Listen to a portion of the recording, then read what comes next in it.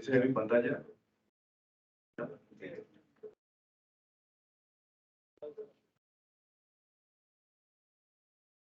Buenos días para todos. El día de hoy vamos a ver traumatismo de la extremidad superior. Yo soy Cristian Acosta David, residente de tercer año de la especialidad de radiología e imagen.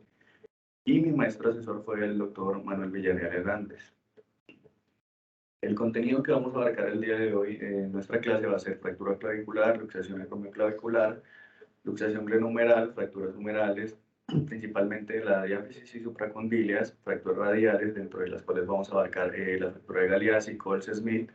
En cuanto a las fracturas cubitales, vamos a abordar la fractura de Montella, y en las fracturas del carpo vamos a hacer énfasis en las fracturas del escafoide y su importancia, además de la luxofractura de Bennett. En cuanto a la fractura clavicular, vamos a tener en cuenta que la clavícula es un órgano en el cual está en forma de S y sirve como puntal entre la parte del hombro y el esqueleto axial. Es importante abordar este tema porque cerca de el 44% de las fracturas al 50% que se ocurren a nivel de ectoras van a verse afectadas y van a tener implicación a nivel de la clavícula. En este ejemplo vamos a tener una proyección anteroposterior en donde vamos a visualizar la clavícula. Generalmente suele ser suficiente, pero hay que tener en cuenta que si bien una proyección es adecuada, dos no está mal. Entonces, idealmente se menciona que hay otro tipo de proyección, en el cual se llama inclinación cefálica, en donde podemos dar entre 20 y 45 grados para lograr determinar o ver si tiene alguna angulación. En este ejemplo, pues como podemos ver, es un paciente, un niño de 2 años, en donde vamos a tener una fractura del tercio medio, la cual está incompleta, en tallo verde, podría decirse, asociado a un callo óseo. Porque, o hablando ya en este tercio, es importante saber de que generalmente se producen entre el 75 y 80% de las fracturas a nivel del tercio medio. En la parte proximal vamos a ver sobre el 5% y el 20% en la parte de la clavícula distal. ¿Y por qué en el tercio medio? Pues básicamente es por dos cosas, porque en este nivel tenemos un adelgazamiento o la clavícula es más delgada, y segundo, porque no tenemos el refuerzo de la musculatura y los ligamentos que se adhieren. Esa es la razón por la cual es más frecuente a nivel del tercio medio. Aquí podemos determinar, donde tenemos otra radiografía en vista anteroposterior, donde vemos una fractura también en tallo verde a nivel del tercio medio, no desplazada, en un paciente de 14 años. Es importante saber en los pediátricos que, si bien en la radiografía inicial no se puede observar una fractura, pero el paciente sigue presentando alteraciones, sigue presentando dolor, se recomienda que se pueda repetir, bien sea a los 5 o a los 10 días, en donde podamos observar un callo óseo, el cual bien sea incipiente, y podemos confirmar así la sospecha diagnóstica. Este es otro caso en donde podemos ver, aparte de la fractura, también en el tercer medio, incompleta, no desplazada, podemos determinar una luxación también acromioclavicular. Más adelante vamos a ver la clasificación y sus grados. Es importante porque con base en esto, pues,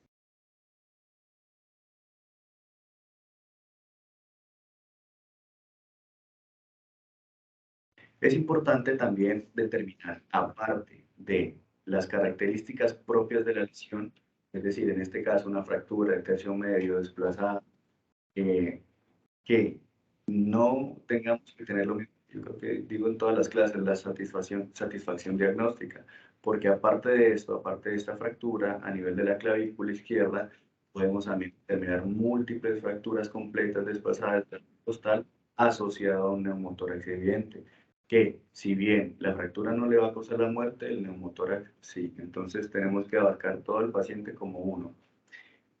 Este desplazamiento o esta angulación también tiene una explicación. Generalmente el fragmento distal se va hacia la parte inferior o hacia caudal. ¿Por qué? Pues por el mismo peso de la extremidad del miembro superior. Y este fragmento proximal se va hacia cefálico. ¿Por qué? Porque el esternocleido occipitomastoideo va a ser pues, la tracción. Entonces, por eso siempre o generalmente vamos a ver estas angulaciones. Aquí podemos ver dos ejemplos de radiografía antero-posterior en la parte superior de su pantalla, a nivel de su diáfisis media, en donde si bien pareciera que no estuviera con un desplazamiento o con una angulación, si ya tomamos la proyección que les había mencionado previamente, es decir, una proyección con inclinación cefálica, vamos a ver el desplazamiento y la angulación clara y evidente de la clavícula. ¿Por qué es importante? Porque si nos quedamos simplemente con una proyección AP, se nos puede ir hasta un 20% de alteraciones de una fractura de la clavícula. ¿Y por qué es importante? Porque esta fractura que están viendo en la parte superior de la pantalla requiere simplemente un manejo conservador, bien sea un vendaje en 8 o una férula en X. Sin embargo, al presentar esta fractura, que es la misma, es el mismo paciente, ya el paciente podría ser, o más bien pasa a ser de manejo conservador o manejo quirúrgico. De ahí la importancia de saber nosotros de las proyecciones y saber indicarlas. Si bien nosotros no somos quien la tomamos, tenemos que saber, porque nos va a preguntar, ¿qué hago, doctor? ¿O cuál es lo? Entonces, una proyección inclinada de 45 grados cefálica. Y se acabó. Vamos a tener otro ejemplo también de una radiografía de lo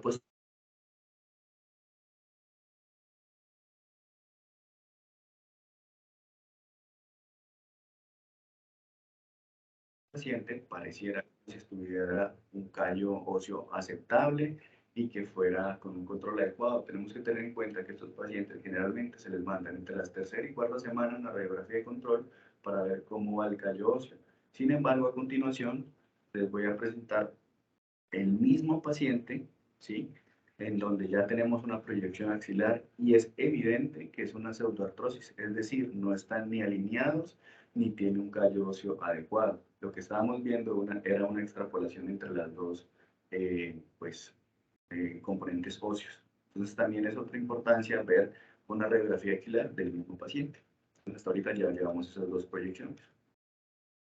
Hablando ya de la luxación acromioclavicular, vamos a tener en cuenta que la gravedad de la lesión depende de la rotura de los ligamentos asociados, principalmente dos, los ligamentos acromioclaviculares o los coracoclaviculares, ¿sí? Con base en esto se plantea la clasificación de Rothbard, en donde tenemos desde el tipo 1 hasta el tipo 6, teniendo en cuenta que el tipo 1 vamos a tener una radiografía normal, el tipo 2 va a tener una rotura completa de los acromioclaviculares.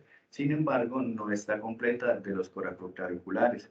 Esta separación para llamarla tipo 2 debe ser entre 5 y 7, teniendo en cuenta que una rotura tipo 3 es una rotura completa de ambos ligamentos.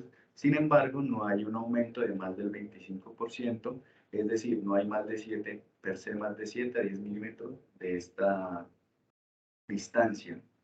¿Por qué es importante? Porque lo que es la tipo 2 y tipo 3 generalmente les dan manejo conservador. En la tipo 4, 5 y 6, en donde ya vamos a ver, en donde ya es un desplazamiento evidente, ¿sí? Inclusive la tipo 6 es un desplazamiento anteroinferior. Todos estos, 4, 5 y 6, en donde pues vemos la radiografía, un desplazamiento más del 100 o 300% de su distancia normal, pues ya va a ser prácticamente un manejo quirúrgico.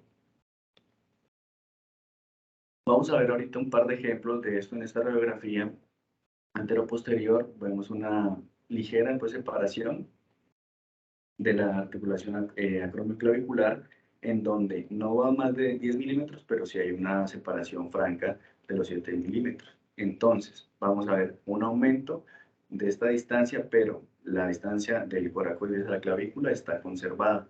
Este ejemplo va a ser respectivo a una clasificación tipo 2 de la clasificación de Rothbard. En este ejemplo, ya pues vamos a ver que la distancia o la separación o la luxación ya es más evidente. Entonces, en este ejemplo vamos a tener una rotura tipo 4, la cual ya la pues maneja o la pasa a hacer ya es un manejo quirúrgico. En este tenemos otro ejemplo, es una resonancia ponderada en T2, FATSAT, en una reconstrucción coronal, en donde a nivel pues, del hombro derecho vamos a ver un desgarro pues, aquí de la cápsula articular en el contexto de una luxación acromioclavicular. Si vemos, no es muy amplio si hay más de 5 a 7 milímetros, por lo cual la clasificaríamos como un grado 2. En este es otro ejemplo, también una resonancia magnética ponderante 2 con saturación grasa, en sagital, en donde vemos ya un desgarro de los ligamentos coracoclaviculares y una separación que, si recordamos, ya cuando compromete los coracoclaviculares, podría decirse que ya es una lesión grado 3. Tenemos otro ejemplo, también con un ligero desplazamiento. Esto hace referencia a a un grado 2, que generalmente son las más comunes. Traje la grado 5 y 6 porque son muy evidentes y generalmente pues no requieren mayor pues destreza. En cuanto a la luxación prenumeral, tenemos que tener que hay anterior y posterior, teniendo en cuenta que la luxación anterior abarca cerca del 95% de los casos, es decir, es la más común y generalmente es debida o es secundario a traumatismo, a diferencia de la luxación posterior, que es simplemente el 5% restante y está más asociada a los eventos, lo mencionaban así en la literatura, a las crisis o los movimientos entre los pacientes con epilepsia, es decir, las crisis convulsivas. ¿Por qué es importante saber o hablar un poco más de esto? Porque es la articulación la que más se luxa o la que más sufre dislocación a nivel del cuerpo. ¿Y por qué pasa esto? Porque es la que generalmente más utilizamos, la que tiene más movilidad. Sin embargo, se sacrifica todo este movimiento por unos ligamentos, por decirlo así, un poco más débiles. Entonces, esto hace que se vea luxada con mayor frecuencia. Y pues, ¿cómo lo definimos? Pues con una pérdida de los componentes de las carillas articulares entre sí. Aquí vamos a tener una radiografía de un paciente en proyección anteroposterior con dolor de hombro posterior a un traumatismo. Vemos un desplazamiento inferomedial de la cabeza humeral en relación pues, con la fosa glenoidea y esto nos da un claro ejemplo de una luxación anterior. ¿Qué tenemos que tener en cuenta o qué tenemos que buscar predominantemente en las luxaciones anteriores? Es decir, ¿qué es lo que debemos ir a ver intencionadamente? Dos cosas. La principal es que no tenga una lesión o un defecto de Hill-Sachs. Generalmente hay dos sinónimos que lo mencionan como lesión o fractura de Hill-Sachs, pero el término más adecuado para mencionar últimamente que menciona en la literatura es defecto, ¿sí? Defecto de Hill-Sachs. ¿Y a qué hace referencia? Como podemos ver en la imagen de esta radiografía anteroposterior con una magnificación evidente, a el defecto en el segmento póstero-lateral de la cabeza humeral. Es importante, ¿por qué? Porque si después de una reducción vamos a tener que ir a buscar intencionadamente esto. Si bien la anterior son el 95%, si vemos que no tiene una alteración o un Hill-Sachs normal, ¿por qué? Puede tener un Hill-Sachs reverso, que como su nombre lo indica, no es posterolateral, sino que es anteromedial. Si bien, como los pacientes no van a decir, no, doctor, lo que pasa es que yo tuve una luxación anterior del hombro, simplemente van a decir, doctor, es que a mí se me salió el hombro y me lo reacomodaron. Y ya con base en estas dos cosas tan sencillas, podría decirlo, podemos darnos una idea de qué tipo de luxación tuvo, si fue anterior o posterior, con este defecto. Aquí vamos a tener un ejemplo en donde vamos a tener una resonancia magnética ponderante 2, también con saturación grasa, en una vista coronal, en donde aquí ya es la segunda ítem que les tenía que decir, en donde ya no hay, ya hay per se una valoración de el labrum. ¿Cuál labrum? O la cavidad glenoidea, la anteroinferior, que es la que se ve afectada en las luxaciones anteriores, a diferencia de la luxación posterior, que no se ve afectado el anteroinferior, sino que se ve afectado el labrum posterior. ¿Ok? Entonces, también hay que tener en cuenta estos hallazgos. Aquí podemos ver un aumento de la intensidad, o sea, una pérdida de su patónico intenso normal, lo cual nos sugiere pues, que tiene una lesión tipo banca. Hay dos tipos de bancar, el bancar blando o bancar fibroso o el bancar óseo en el cual ya pues, se ve una fractura per se de la glenoides. Vamos a tener este ejemplo en donde vamos a ver pues tener una radiografía y una fractura ya del bancar del borde glenoideo anterior, ¿sí? Esto ya podemos hacer referencia a lo que se llama pues un bancar óseo. Aquí tenemos otra tomografía en reconstrucción, en donde ya posterior a la reducción este paciente presenta el dolor y una inestabilidad, se lo menciona en el ejemplo. Entonces aquí podemos ver ya claramente la fractura que hace referencia a un bancar óseo y que pues va a tener que tener su tratamiento por parte de traumatología. Este es el mismo paciente en donde nosotros, ya que tenemos aquí la reconstrucción 3D, pues debemos aprovechar, en donde podemos ver el defecto de Hill-Sachs asociado al bancar óseo. Siempre tenemos que buscar estas dos lesiones en una luxación anterior, lo que es el Hill-Sachs y el bancar, porque van muy de la mano. Casi entre el 60 y 70% posterior a las reducciones van a verse afectados o van a encontrarse estos dos tipos de lesiones. En este también tenemos una radiografía en proyección anteroposterior, un paciente con una luxación ya reducida que muestra bien el defecto del Hill-Sachs evidente asociado también a una pequeña fractura tipo banca. Entonces, aquí están los dos ejemplos muy claros para que no nos olvidemos. En cuanto a la luxación glenohumeral posterior, van a ser el 5% restantes de las dislocaciones glenohumerales.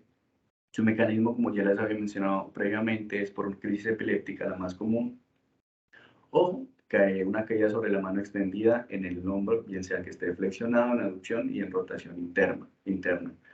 Y pues hay mayor riesgo de que se presente si tenemos obviamente una cavidad glenoidea hipoplásica, porque pues nos va a dar mayor ángulo, mayor rango y pues nos va a salir mucho más fácil. Para esto, pues ya necesitamos una proyección adicional que se llama una vista axilar, escapular o en Y, ¿sí? En donde podemos determinar más fácilmente los hallazgos que debemos ir a buscar. Vamos a dar un ejemplo, una radiografía anteposterior, un paciente también con dolor de hombro, posterior a este paciente un traumatismo, en donde vemos el signo del canal, que está con la flecha negra, y un ensanchamiento de la glenoides. Si bien no es tan exagerado como el ejemplo anterior, tenemos que ver que esta superficie o este contacto articular a nivel del número con la glenoides está aumentado y está perdido. Es decir, que tenemos que ser muy acuciosos y muy juiciosos al revisar estos estudios.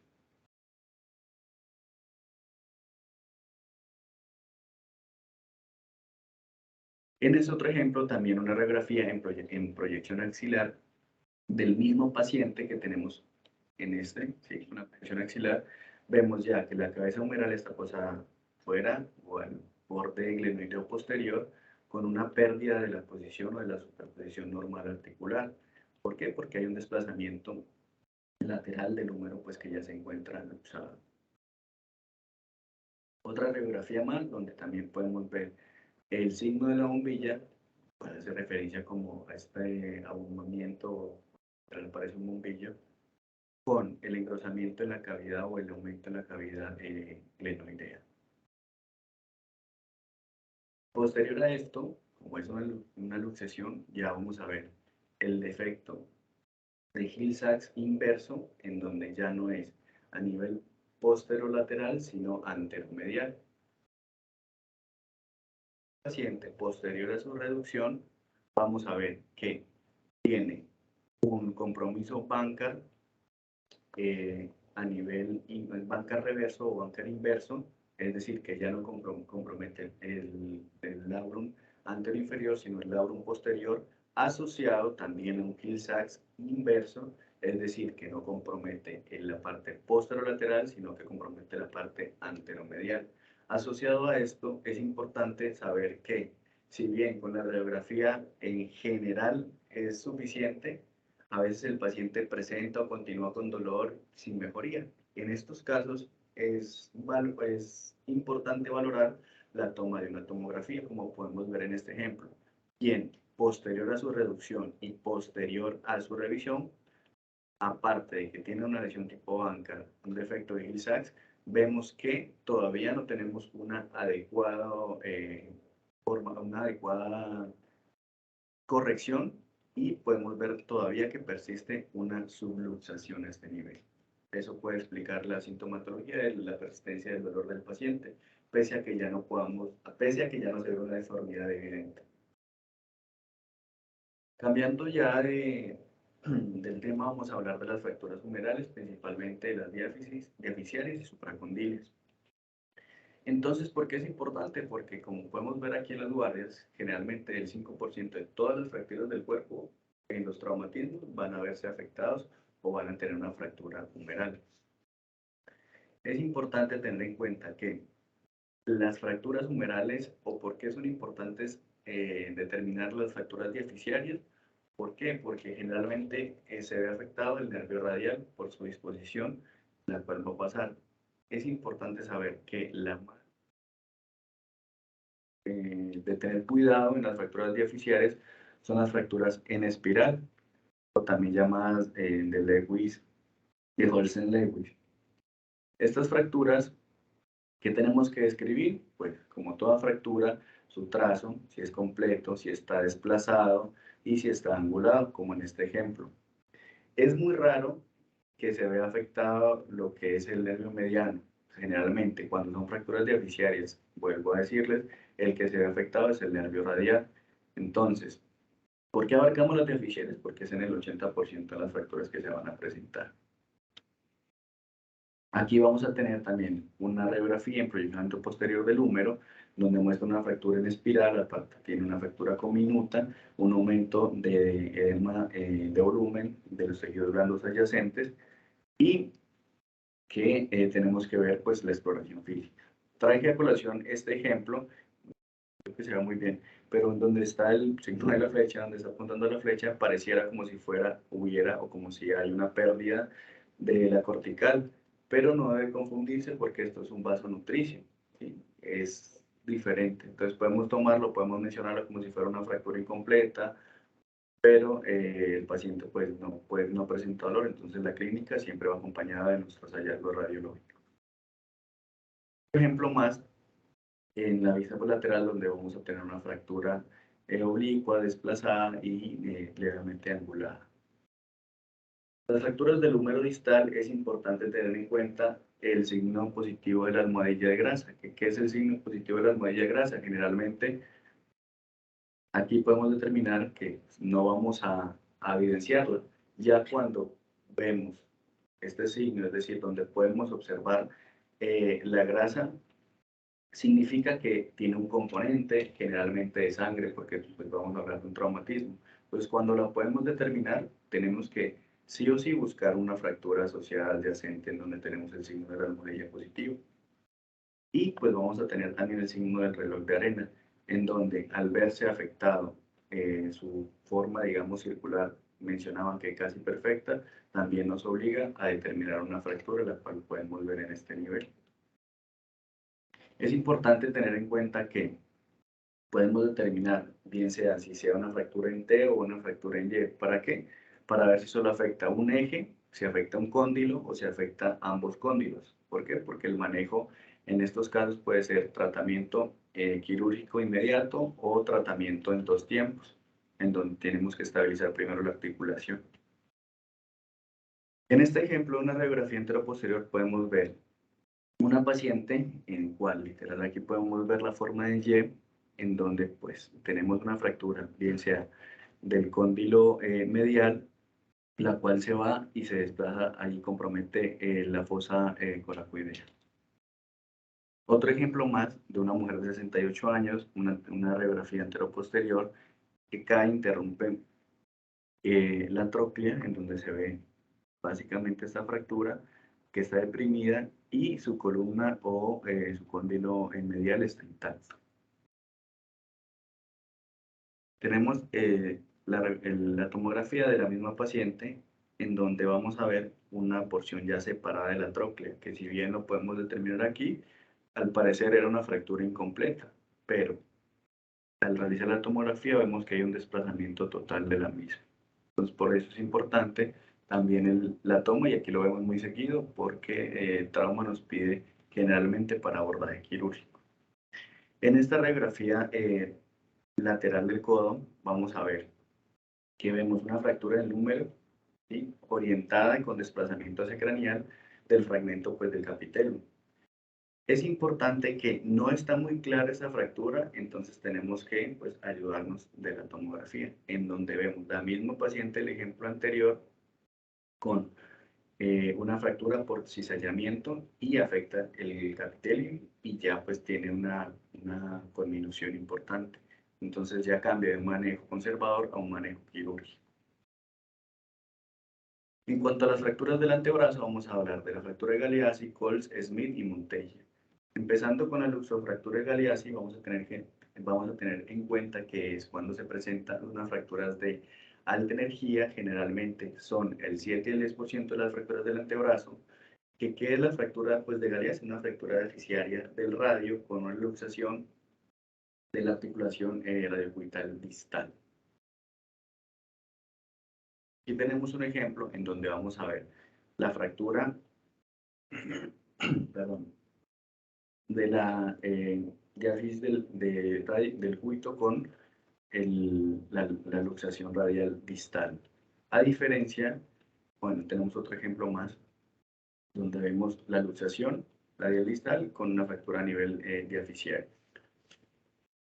En cuanto a la fractura de Coles, vamos a determinar que para llamarla fractura de Coles hay que tener en cuenta que es una fractura extraarticular. ¿Ok? ¿Y a qué hace referencia? Es una fractura radial extraarticular con un desplazamiento o con una angulación hacia dorsal, o también llamada la mano en tenedor. Podemos ver un claro ejemplo en donde tenemos el tenedor y una fractura del radio distal con una angulación. Generalmente, generalmente no, siempre tenemos que decir o hablar de angulación es en cuanto a su fragmento distal, ¿ok? ¿Por qué? Porque pues así están las clasificaciones. A diferencia de una fractura de Smith, en donde también es una fractura extraarticular del radio distal, pero con una angulación del fragmento distal hacia volar o hacia palmar. Y esto es lo que hace diferencia de estas dos. Si bien no son muy comunes, es importante conocerlas para poder determinar y ayudarle al tratante para que él tome su conducta a seguir.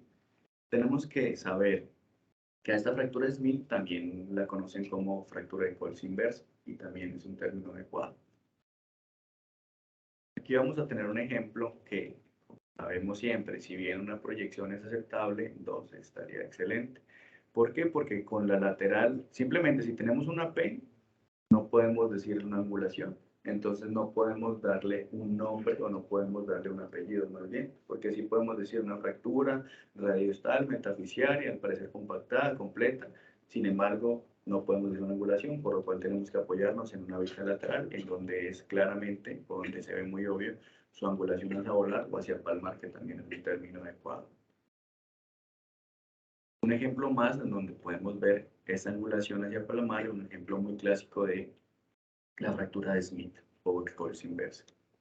En cuanto a la fractura de Montella o luxofractura de Montella, vamos a tener que es una fractura de la diáfisis del cúbito con una luxación articular radiocapitelar.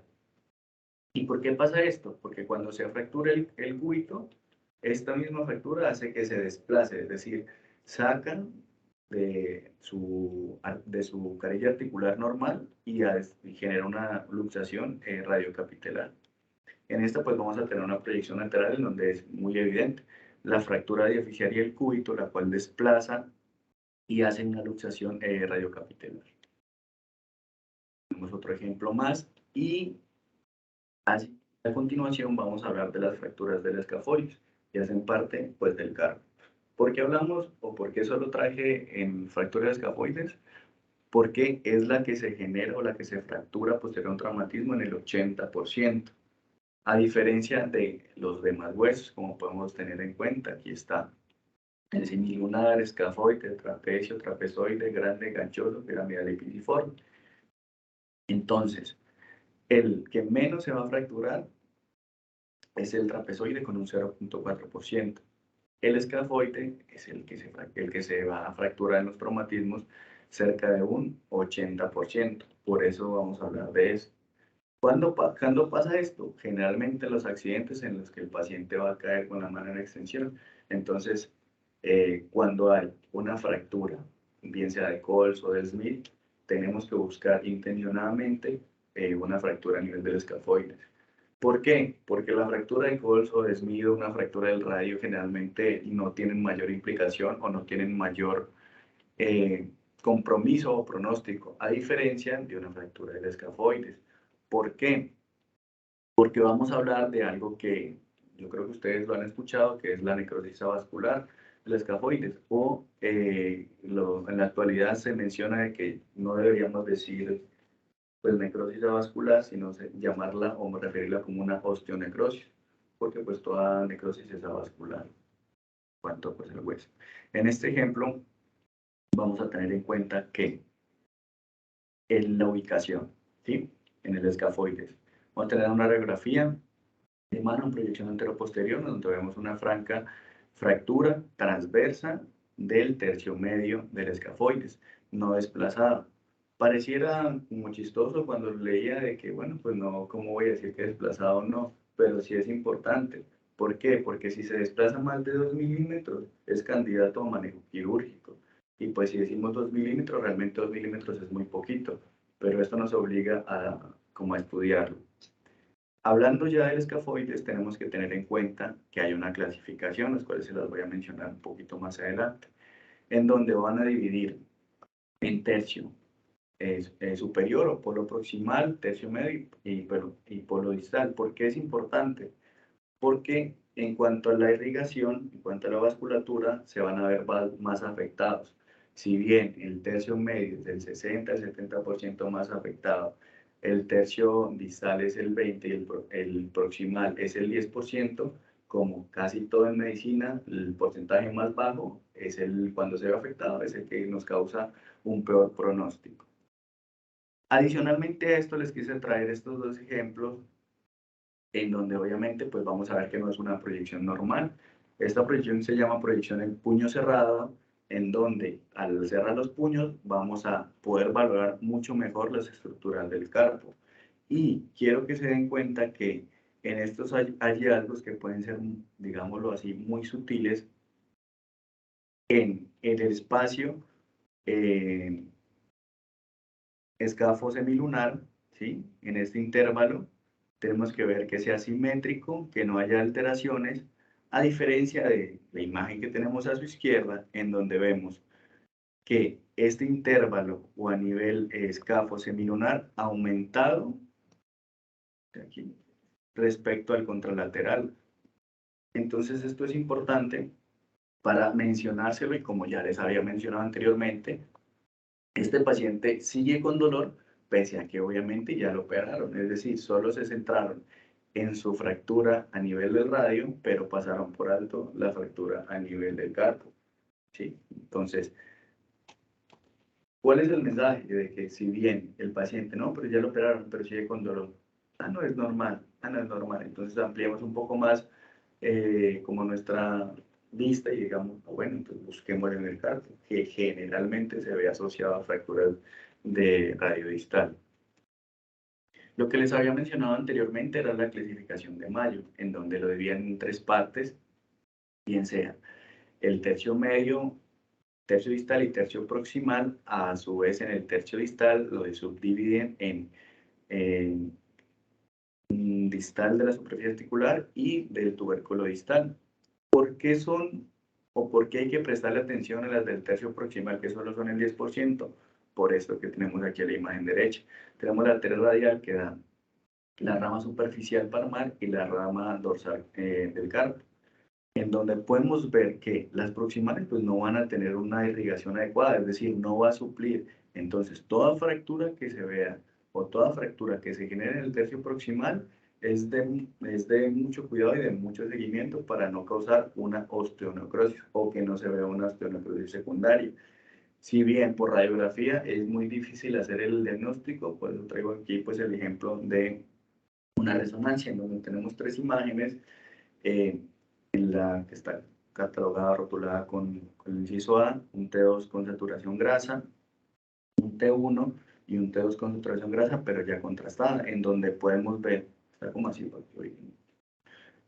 un aumento de su intensidad asociado pues como a una pérdida per se como de su intensidad normal, tanto en T2 como en T1, y que al lograr el contraste, cuando se contrasta, podemos ver que no hay un realce, digámoslo así, adecuado, haciendo referencia a una osteonecrosis escafoidal, que es el término que debemos utilizar. Ya casi para terminar, vamos a hablar de la fractura de Bennett y los dos diagnósticos diferenciales. La fractura de Bennett es una fractura en la parte inferior del primer hueso metacarpiano. Esta fractura generalmente suele tener un desplazamiento. Hay que hacer hincapié que para hablar de fractura de Bennett propiamente dicha es cuando la fractura o cuando el primer metacarpiano se divide en dos, ¿sí? Y esta fractura tiene que ser intraarticular, porque si no es intraarticular ya no se llama de Bennett, ¿ok? Para que lo tengamos en cuenta. Y dirán, ah, pero ¿para qué tanto rollo? Pues sí es importante, porque si es intraarticular es manejo quirúrgico, y si es epibasal, como lo voy a mencionar en dos minutos más adelante, no es quirúrgico. Entonces sí es importante mencionar si es intraarticular, si es extraarticular, si es de Bennett o si es epibasal, ¿ok? Bennett es en dos partes e intraarticular del primer metacarpiano y se acabó. Si no, no es Bennett. Aquí podemos tener el ejemplo en una radiografía, en una proyección anteroposterior, en una proyección oblicua, en donde podemos ver la fractura en dos partes intraarticular del primer metacarpiano, que generalmente pues sí está desplazado, como ya les había mencionado antes. Y también se menciona, o también se hace el término de luxofractura de Bennett, que pues, como su nombre lo indica, tenemos una luxación carpometacarpiana con su fractura en dos partes, a diferencia de su imagen al lado derecho, en donde simplemente es una luxación carpometacarpiana, sin ninguna fractura. Entonces ahí no vamos a decir luxofractura, luxación de Bennett, no, solo luxación carpometacarpiana. El primer diagnóstico diferencial es la fractura epibasal o del pulgar o un pseudo Bennett, que a diferencia del anterior, esta también, como su nombre lo indica, es adyacente a la base, impresiona que fuera una Bennett, pero no tiene ningún compromiso intraarticular. Entonces, este es un pseudo Bennett, ¿ok? Y ya les había mencionado que es importante porque este manejo es conservador, es decir, una férula, una espiga del pulgar y se acabó, no necesita manejo quirúrgico. Y ya tenemos otro diagnóstico diferencial de la fractura de Bennett que se llama fractura de Rolando. Que la fractura de Rolando es también una fractura del primer metacarpiano, pero no en dos partes, sino en tres o más, es decir, en una fractura ya con conminución o fractura conminuta, como podemos ver en este ejemplo. Entonces, si ya tiene tres partes o más, ya no es fractura de Bennett, sino fractura de Rolando. Y pues eso sería todo por nuestra parte, por mi parte, perdón. Y pues les agradezco mucho y espero no haberlos aburrido tanto. ¿Tienen alguna duda, alguna pregunta? Yo creo que esto pues lo vemos diario y lo puedo manejar. Es simplemente como que hacer un recorderis de los nombres, de los epónimos y pues tener en cuenta por qué es importante pues valorarlos. Generalmente, si bien si no rotamos por placas, todos en las guardias vemos siempre pacientes con politrauma. A lo que yo les invito a todos mis compañeros, desde el R1 hasta el R4, es de que siempre que vayan por una solicitud de FAS, de tag de cráneo, pues abramos las radiografías y hagamos el ejercicio diagnóstico. No nos cuesta nada y sí podemos aprender mucho. Muy bien.